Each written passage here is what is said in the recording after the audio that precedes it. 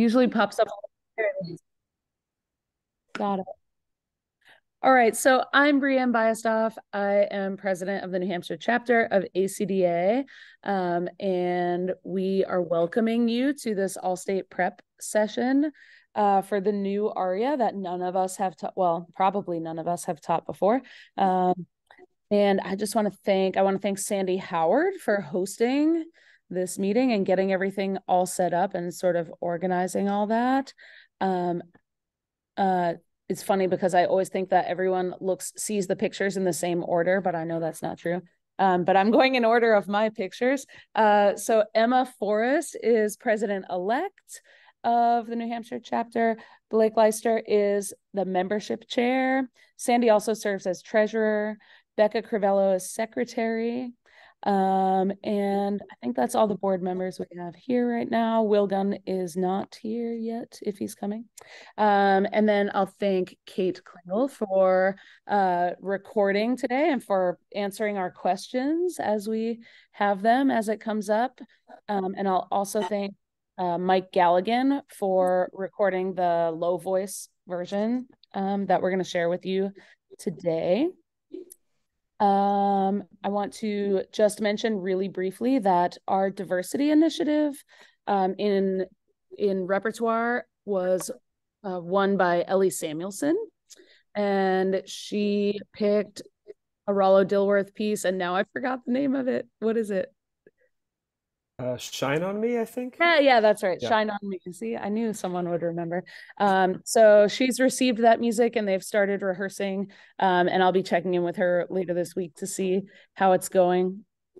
And then in a couple weeks, we have the collegiate conference coming up. You can see all this on our website and in our newsletter that just went out. Thank you, Blake, for putting the newsletter together. We have a collegiate conference in a couple weeks where, Sandy, what's the date? I'm sorry, I have too many tabs open. Absolutely. So Saturday, October 14th from 9 to 3, we've got 4 sessions, 2 clinicians. So Lauren Pythman and also Jamie Rose Guarine from UMass Amherst. So I'll put a little link in the chat for the event so you can check it out. Awesome. And then for those of you who will be at October Music Fest, which is October 20th, I think, or the 21st. I did have this calendar all up earlier. Then I shared my screen and can't find anything anymore. We're sponsoring a session there where Will Gunn is going to do a community building reading session there. So you should all check that out while you're at October Music Fest. And Blake is going to share a link in the chat where you can join ACDA or renew your membership so that you can keep getting things like this, sessions like this, and sessions like all the other PD stuff that we offer. And so you can get things like beer choir and all the other fun stuff that we do. And now I'm going to hand it over to Emma Forrest. All right, so today we have Kate Klingel presenting with us on our new art song.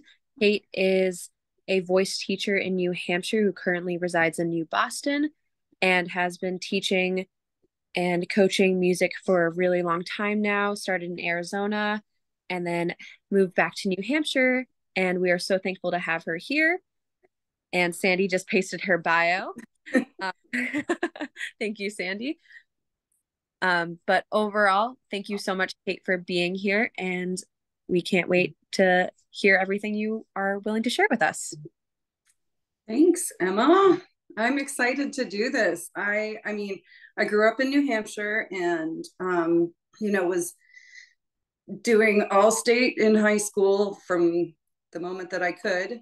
And it's been such an interesting journey going through being that kid in the audition room to then, teaching kids how to be in that audition room. And then eventually being one of the people that is judging them in that audition room. It's really interesting to see that, that evolution. And it's been really eye-opening, because you can tell, when you have students from certain districts or students that have a lot of private instruction, sometimes they have a little bit of an advantage because of that. So the goal here is to find ways to help students in the classroom, because I know you guys don't have time for like one-on-one sessions with your kids all the time. I mean, you do so much, it's a lot. So I want to try and kind of share a few different ways that you can help to prepare them for the auditions. So I don't know if we want to start off with listening to the recording first. How many people have had the chance to study the music yet, or anything like that? What do you think, Sandy? Yeah, I think we could start off with a listening. There's a listening folder link in the chat. It gives you the high version PDF score, the low voice PDF score, and then the corresponding recordings. Should we address the high voice first, since that's the demonstration that you provided for us, Kate? Sure. Yep. Awesome. So folks, you can go into the Google Drive, and we were thinking that we'd sort of synchronize our playing, and then you can give a thumb up when you're done listening. That way you get better quality listening at home. Yeah. So if you could just mute, yeah.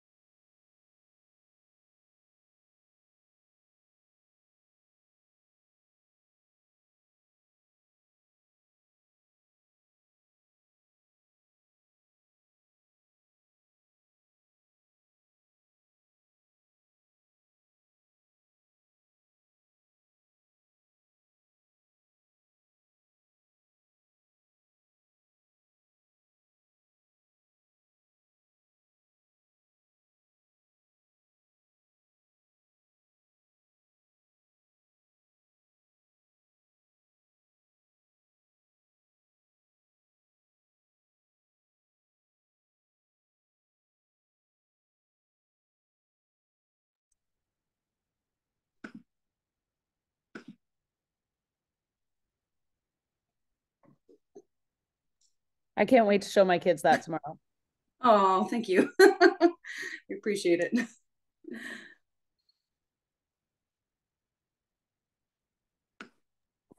Did you want to maybe, is everyone done? Yeah. Did everyone get a chance to listen? Yeah. Yeah, okay. You want to tell us about stuff? Oh, good. Okay. So first, I just like to share about what I do personally for my own preparation. Whenever I'm starting a new song that I've never heard, I don't know, I try to familiarize myself with the melody. I mean, obviously that's a natural first step. And with this piece in particular, there are a lot of interesting interval jumps that could be tricky for anybody, not just a high school student, but there's a lot of areas where it's like, oh, well, am I going up to, a major seventh or the minor seventh on this one? And then after I play through that melody myself, or if you want to, have your students listen to this recording just to understand the melody, then listening to the accompaniment track completely on its own and really guiding and seeing how the piano and the voice fit together.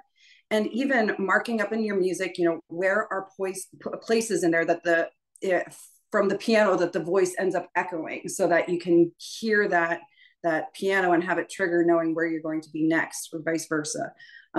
Because, I know a lot of times we get into the audition room, and if we kind of lose our place, then, students they freeze and they say, oh, can I try that again? And it's like, well, no, not in the audition room, unfortunately.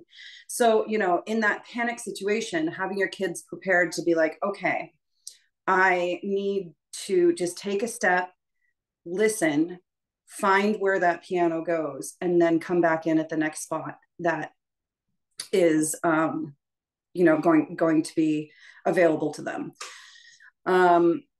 I have a lot to say about this piece because it has a lot of tricky areas. For instance, the breathing can be really challenging. There are a lot of times when we're going from low notes to high notes, and having to sustain that breath can be really difficult. So one of the things I try and have my students do is put a breathing roadmap. So this might not be the same for everyone. We all are kind of like, all right, when we're reading music, we see commas and we say, okay, that's where we take a breath. That's where we take a breath. And in choir, it's so easy to just kind of take a sneak breath in between, but you can't necessarily do that with voice. So making adjustments personally along the way that are going to be done in an artistic way that doesn't disrupt the flow of the text. There is not one correct answer for where you can take a breath, but there are wrong places. So, for instance, in the middle of a word or something like that. But having that prepared ahead of time, where we have a consistent recognition of where am I going to really struggle with my breathing, especially when it comes to those longer, higher notes for the sopranos in particular. So if we look at the I don't know if you can see the PDF here that was on the listening folder.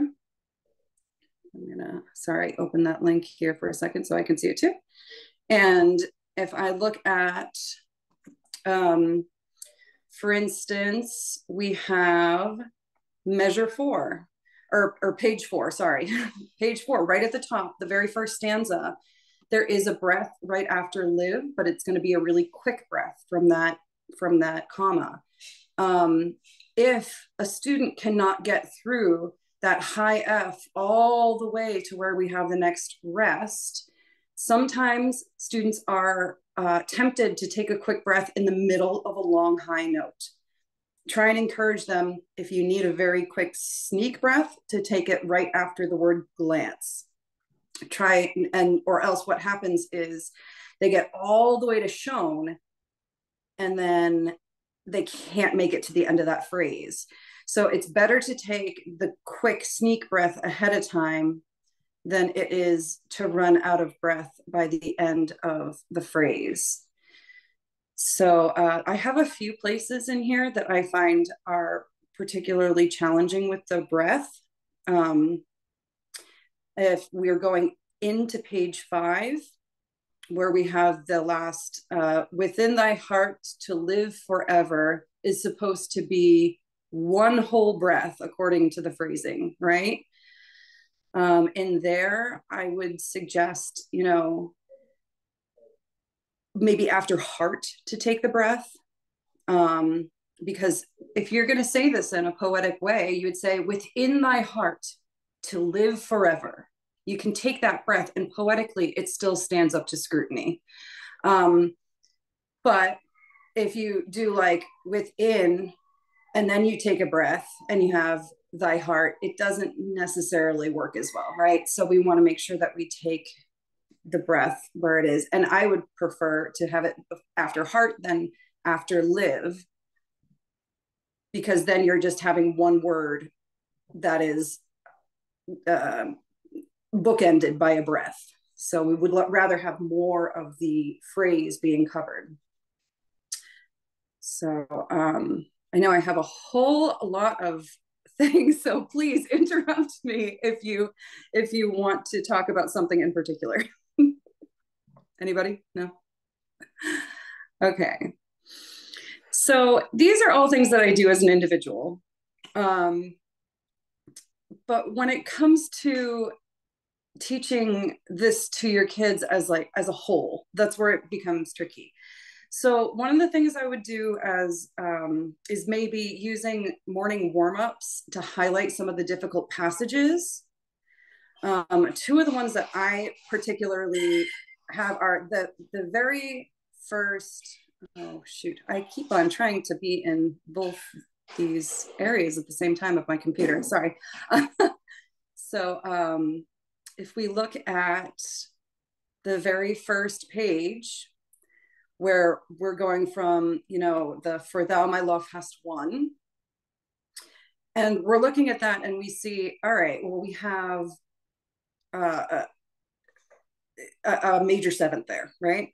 And in that major seventh, all of a sudden, from the thou to love is the major seventh, right? And then in the very next phrase, we have to live thy glance. And that's a minor seventh, but it's even higher, right? So sometimes students are going to want to overshoot that, go to the octave, because it doesn't feel the same as the last one. They want to overshoot it.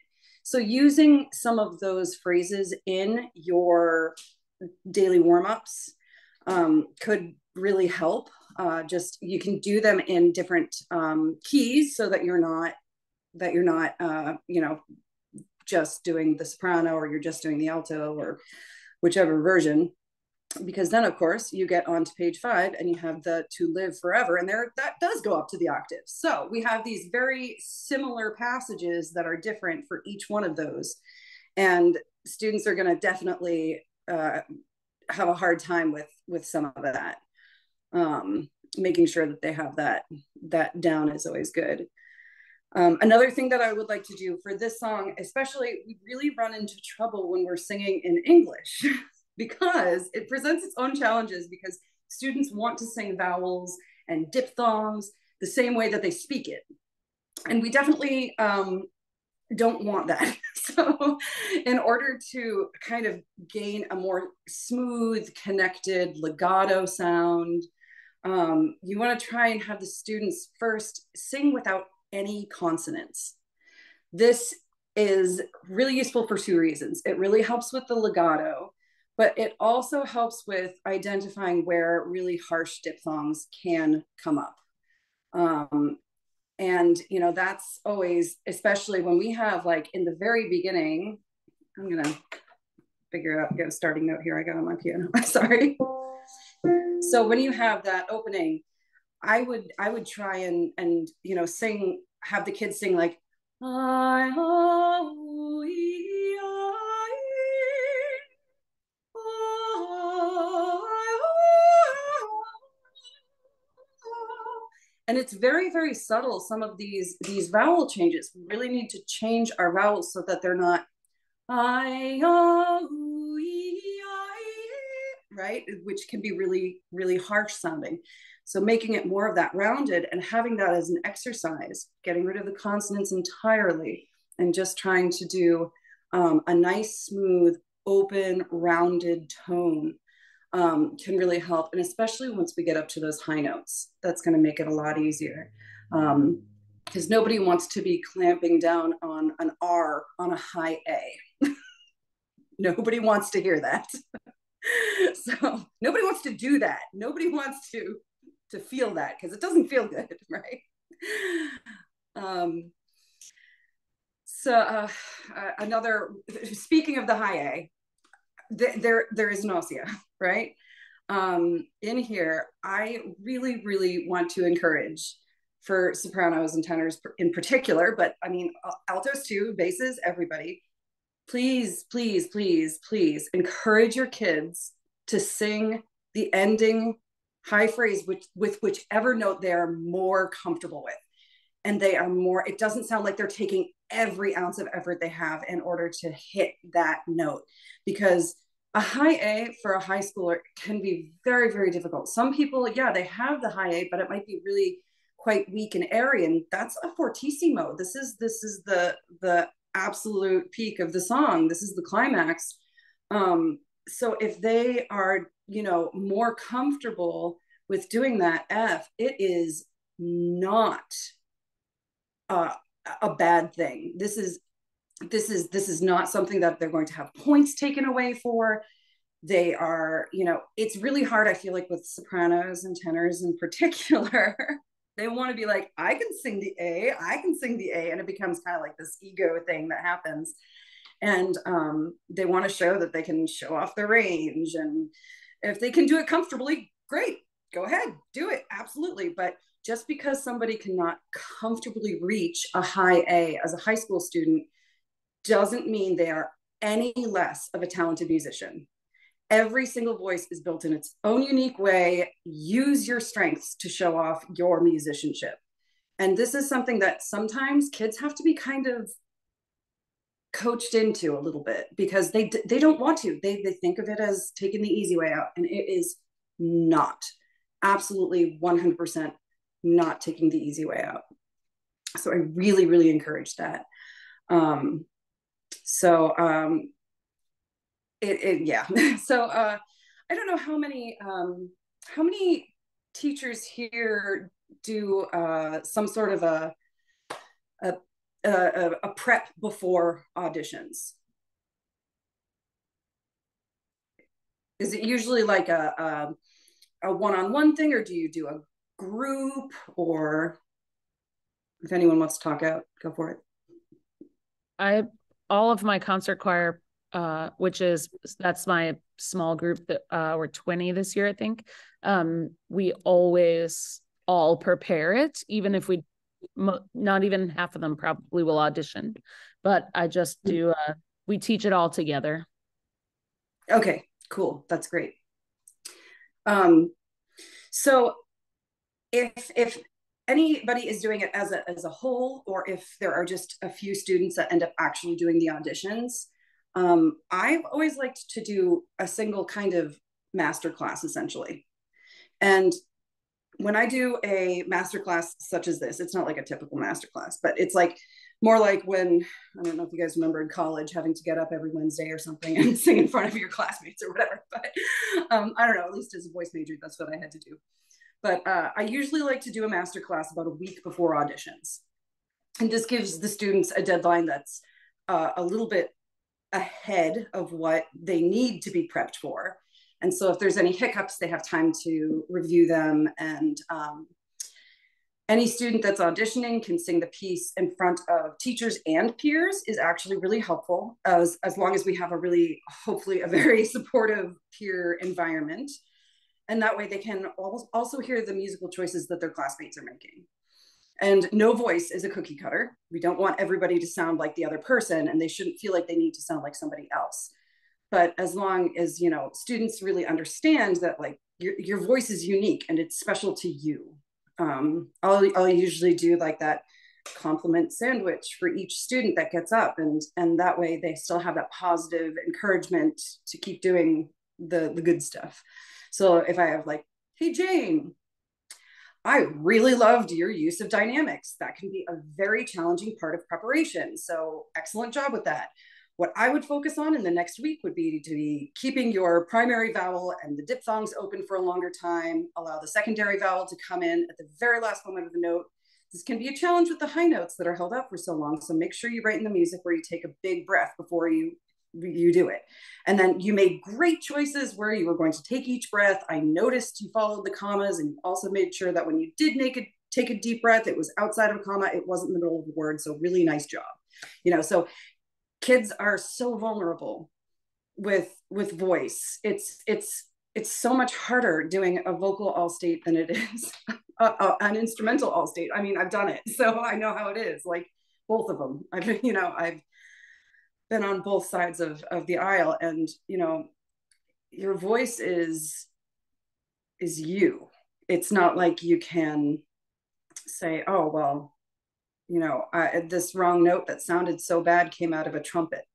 It's this voice is your voice, and it is you. So it's definitely challenging for that one. And I know it is not possible to give individualized instruction to every kid that you've got. I mean, you've got so much. So, if you can run through the piece as a group, like Brianne was just saying about that, or get general ideas of challenge areas by asking the group, like, hey, what were the passages that you found most difficult for getting through breathing? And then offer other alternatives, stuff like that. So yeah, I mean, as far as this particular piece goes, I would say, the song covers a really large range, and it jumps between voices quickly.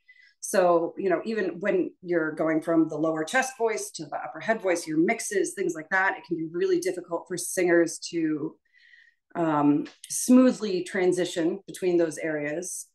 So doing things like using siren exercises can really help strengthen the connection between the voices. So if you're doing warm-ups, doing any type of a siren exercise, or even singing the song as a slide. So like, oh, yeah,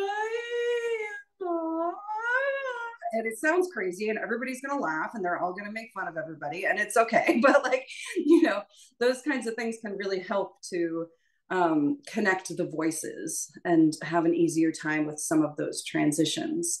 And it might be helpful for altos who might not be as used to singing in the upper register, because the altos can potentially go up to an F sharp. But again, the ossia is always an option for even for the altos, and the basses, they have one as well. And it's still highly encouraged for them to do whatever feels more comfortable. Altos and basses are usually a lot more likely to take advantage of the ossia, because they're like, oh, we don't care about high notes, we want the low ones. So that's always kind of a difference between them. So I don't know. That's kind of my general idea of how I would present some of these challenges. But I would really like to hear what individual challenges that you might have in the classroom, and see what kind of solutions can be brought up. Sure, I have a question, Kate. So from the end of the first page into the second page on page 4, the phrase "deep in my heart to live," I was having my students take a breath after live so that they could have a better chance of making it through the rest of the phrase. But they're doing something weird with kind of like resetting their voice after the breath, that's making it harder to get up to thy glance, and I'm not sure exactly how to solve that. So if you have any ideas. Okay, hold on. I'm going to bring it up one more time. I wish I had a second computer with me. I should have done that. Had it set up so that I had everything right in front of me. But okay, I'm going to bring that up. So you're saying first, and are you having this trouble with both the upper and lower voices? Yeah, actually, kind of. So I took a breath after live, to be honest. Okay. That was something that I did because there's a comma there. And when you're trying to get through thy glance, a sunbeam shone, what do you feel like is the where does the vocal issue arise? Which notes? I just setting themselves up on the word thy, and then leading into the glance, I guess. I would say the thy and the g of the glance, the vowels are probably what trips them up a lot. So what I would do is have them sing through the words. So if you have like, deep in my heart to live, and just have them go on a vowel. And this one, you don't want it to be too because that's probably where it's tricking it too. If you go, it makes your voice kind of tense up a little bit and go back. and you want to keep it a little bit more forward. So I would do almost like an I vowel to start off with. Once they get more comfortable with that, or whatever the notes are, I'm sorry. So, and having that like more forward tone, and then adding the vowel or the consonants back in. And then it will have them have an easier time with that. I don't know. Okay, no, that's great. Just try it. I don't know. Yeah. And I'm just going to ask one other quick question. Since you've been a judge at Allstate before, will they, like, so it ends with like 4 measures of piano accompaniment. Do the judges stop the accompaniment immediately, or do they let it play all the way through? They will let it play all the way through. Okay. At least all the ones that I know. And it's one of those things. So this is another part where preparation for doing like a master class is really helpful, because it's not just about the song itself, but it's about like how you present yourself. So you don't want to just break character the second that you're done singing. You have 4 measures of piano that you have to get through, right? And students don't know where to look. They don't know where to, what to do with their face, what to do with their hands. They start moving around. One of the things I like to tell students to do, especially in when you have like a one-on-one situation, which is what you're doing in Allstate auditions, I will have the students pick a visual point that's just above the heads of the individuals that they are singing to, because singing looking directly in their eyes can be incredibly uncomfortable, right? Like, oh, I don't know about this. But you also don't want to be looking down at your feet. You don't want to be looking off to the side. So I always have them kind of pick a pinpoint. Look in the room. There might be a crack in the wall. There might be a poster you can look at. There can be something that's right above that judge's head. And I practice this with my students ahead of time. I say, okay, so, I'm going to sit here and I want you to pick your spot. Another thing, sometimes if a student is a little bit more animated and has the ability to, I might actually even have them pick 3 spots.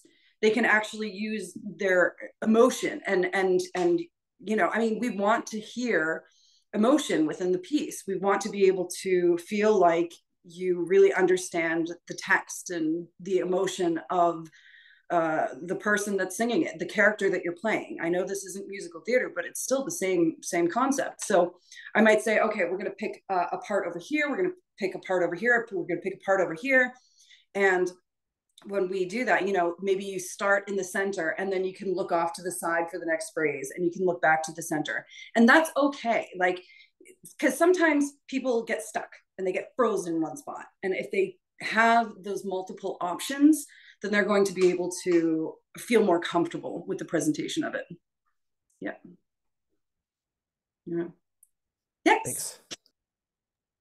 Yes, Kate, thank you so much for this insight. I'm taking notes that I'll post later for folks. First of all, I just wanted to thank Blake for making the piano accompaniment tracks for these pieces. They're tremendously helpful and very musical. And one thing I've noticed as a judge in the past is occasionally there will be a student who comes in for an audition who has clearly not listened to the accompaniment.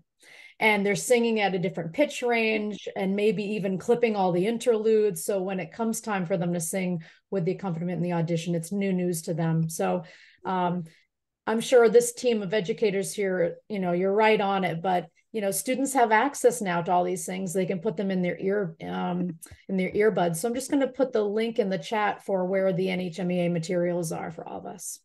Thanks, Kate. No, that's great, because I definitely know that can be really challenging if you haven't actually been practicing, not just with any accompaniment, but with the specific accompaniment that you're going to be using in this scenario. I don't know that there are many recordings of this song out there. I did try and kind of look a little bit on YouTube and stuff, but the ones I found were extremely slow. And I mean, like, thank you for your choice, Blake, because I didn't care for the slower versions of it. It was a lot, and especially for a high schooler to be able to maintain that kind of breath through those kinds of challenging, slow marches there would have been really hard. So, but yeah, that might throw them out, or throw them off, not throw them out, but yeah. I definitely took the faster side of Lento for sure. Yeah. It was a beautiful choice. An excellent one. Yeah. Does anybody else have a specific question? I have a specific broad question. Sure. I used to have a lot of like musical theater students that like just knew how to perform, and now I have a group that is much more of like choral singers. Just talking about like stage presence and like you were talking about, but like what do you have any other tips for like what they do with their bodies? Yeah, a lot of times, so things that I try to discourage are either holding your hands too close in front of you. It can really cut off your breathing if you, because sometimes I see kids, they like have their hands like this, they like close them all up, and it's just like, ooh, all right. Ideally, the best position is to just kind of keep your hands gently by your side. There's always a lot of fiddling. I always see kids that are fiddling with their pants, their shirts, their outfits, whatever they might be, or if they have like a necklace on, they're going to do this the whole time. And or sometimes they put their hands behind their back, and that's just as restricting for your breathing as anything else is. This is a practiced skill to kind of have that ability to not fidget, because all that fidgeting is completely subconscious. They don't even know they're doing it. So it's something that can be practiced to stop. But yeah, I would encourage, like, maybe even having them sing in front of a mirror is really helpful. Just telling them, like, all right, sing this in front of a mirror. And you don't even have to like necessarily look directly into your own eyes or anything, but like you can find that visual point above your own head in a mirror, and you'll still be able to tell if you start fidgeting. You'll still be able to tell if you start like moving your arms. So it's more of that introspection, I would say. So yeah. And musical theater kids, I mean, yeah, they're great with being able to have that nice, big form, but sometimes they struggle with keeping it a little bit more settled. So yeah. Oh, that's a great idea. Yeah, Sandra, about during the masterclass, having them record themselves and being able to identify the fidgeting. Yeah, that's definitely an excellent point too. For anybody that chooses to do a masterclass, that would be really good. That would be really helpful. Yeah. Anybody else? Okay, well, I have just a couple other things that I wanted to go over just about the dynamics of the song. Actually, it's really well supported with the flow of the music, as far as the dynamics go, where in your range you're singing. Higher notes are usually louder than the lower ones, and that natural crescendo decrescendo of the phrase is really nicely written in here. However, sometimes with higher voices, they might have a very quiet high voice, right? Which can be a challenge.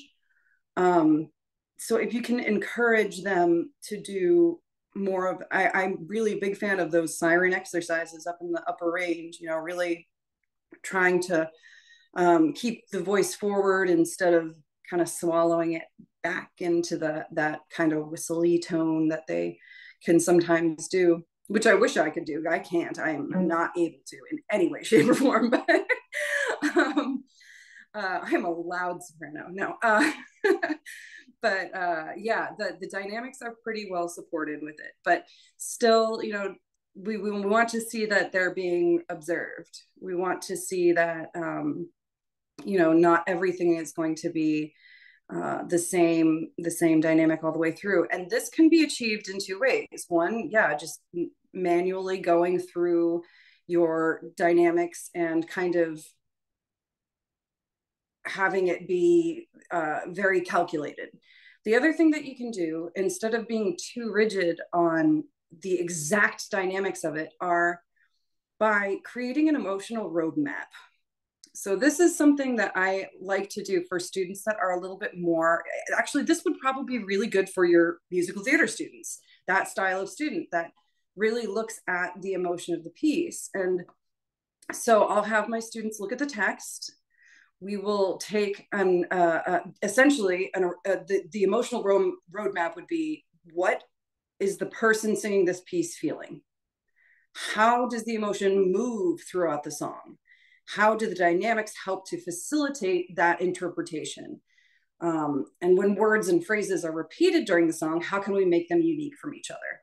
So, obviously, it's pretty lovey-dovey for this song, right? We're like, oh, this person's like, oh, here's my love and all that fun stuff. But at the same time, you can really make marked differences between the beginning being, all right, the beginning, you're more timid, a little bit more, my piano, sorry. It's a little bit more timid. It's not your immediate fiery passion kind of thing that goes on. So you're not going to have that same kind of so you can, sometimes I'll have them put like one word that is an emotion that they can tap into in order to feel like, all right, well, what are the words that are most important in here? What am I feeling? Is it my love to thee I give? Is it my love to thee I give? My love to thee I give. What is the most important word in that phrase? So instead of being like, well, I am piano here, and then I crescendo, and then I decrescendo, what it is you're saying, okay, so what's the most important word in this phrase, and how do I give it, that word, more of the emphasis? And with that, you're going to have that natural dynamic change. You have a lot of crescendos in here that go up to the higher notes, which is for a lot of singers a lot more natural. We want to be louder when we're higher. And the only thing I would say that really is, oh wait, what was I looking at? I'm sorry, I skipped a page. Oh yeah, so when we have that, even on the second page, when we have that decrescendo and shown, right? And then we go all the way back down into a pianissimo. This is all going to be shaped by how high everything is, but also watching out for that half step from the D to the C sharp. Sometimes kids can go a little bit flat there because they're trying to decrescendo and they're trying to go down the half step, and they kind of overshoot it and they end up going a little bit too low and it sounds pretty flat. So for that one, even though you see the decrescendo, I would really encourage them to kind of think up a little bit higher in their even using physical movements. When you have that sorry, and like bringing your actual physical body higher in there so that you're not going to end up dropping that pitch too much. So especially with that decrescendo there. So all right, I don't know. So those are kind of more the technical things that I was thinking of.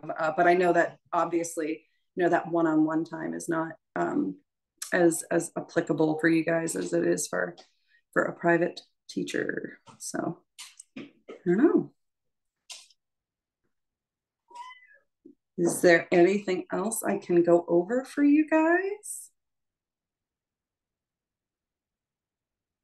Whether it's specific places in the piece or if it's general stuff.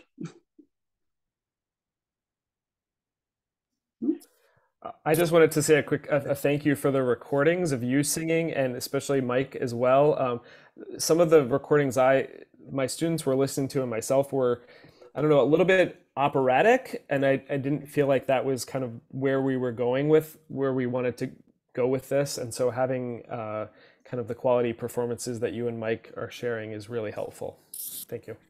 And thanks for that, Blake. And also, yeah, that is one other thing. I mean, I'm a 38-year-old woman. I obviously am not going to have the same kind of tone quality as a high school student, and I would not expect a high school student to try to replicate that kind of sound.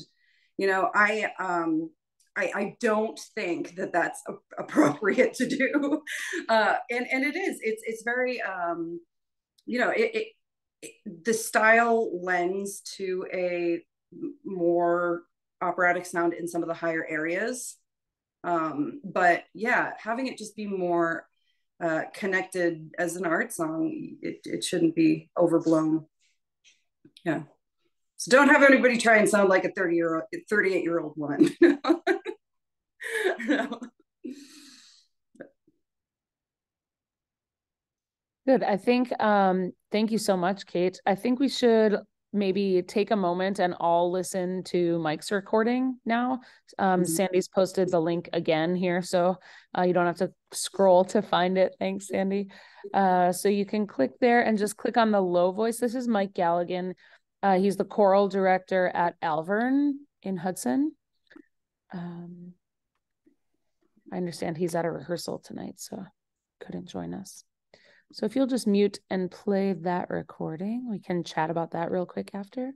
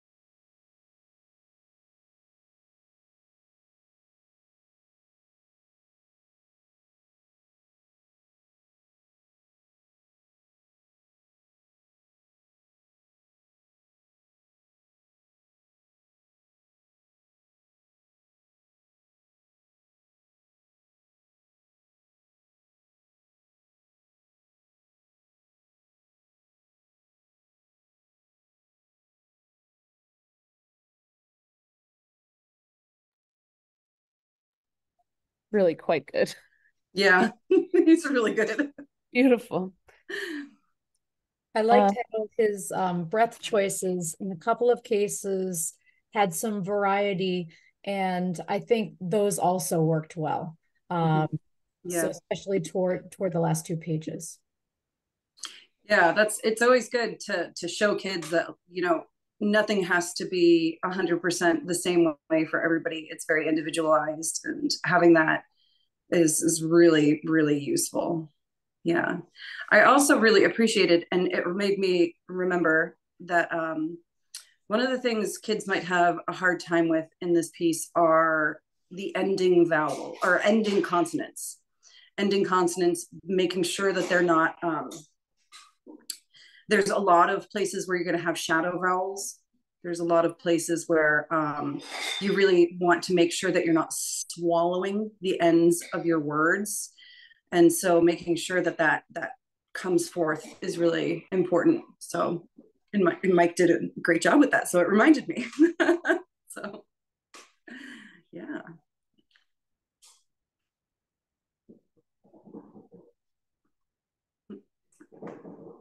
I am looking here. So yeah, I don't know if there is a specific spot that anybody is thinking about for the high or low voice, either one.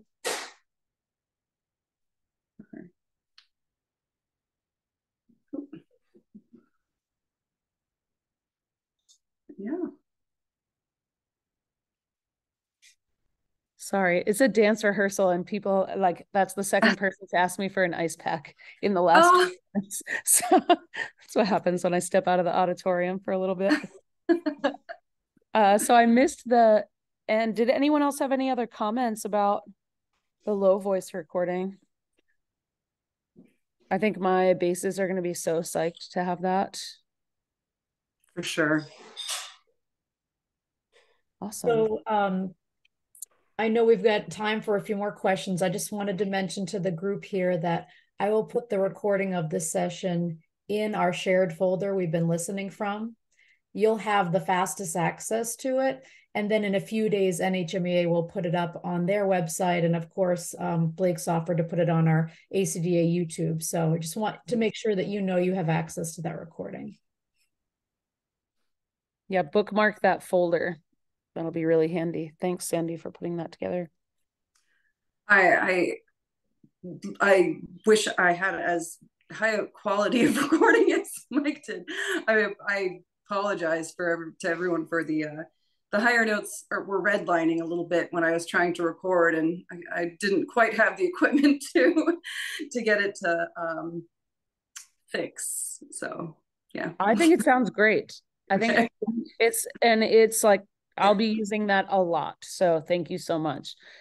Super valuable for me to have that. And I think for the students too, to know, it'll be nice for them to hear 2 high quality but different recordings. I think that's probably the most valuable part of that, actually. It's like, here are 2 professionals doing 2 different things with the same song, and they don't need to worry about copying anybody.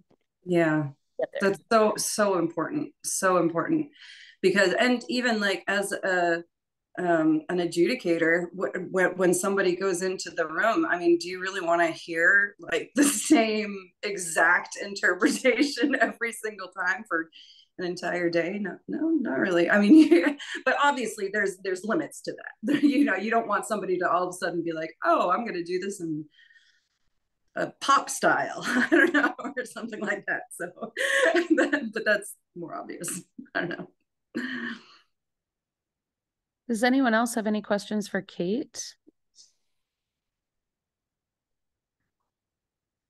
Kate, maybe if you wouldn't mind, and I should have asked you this before, so forgive me for putting you on the spot, but if you wouldn't mind maybe sharing your email so that if anyone did have any specific questions, they could drop a line to you. Or if you don't want to do that, I can have them write to me and then I can forward questions to you if that's better. No, it's just fine. I'm going to put it in the chat here. Great.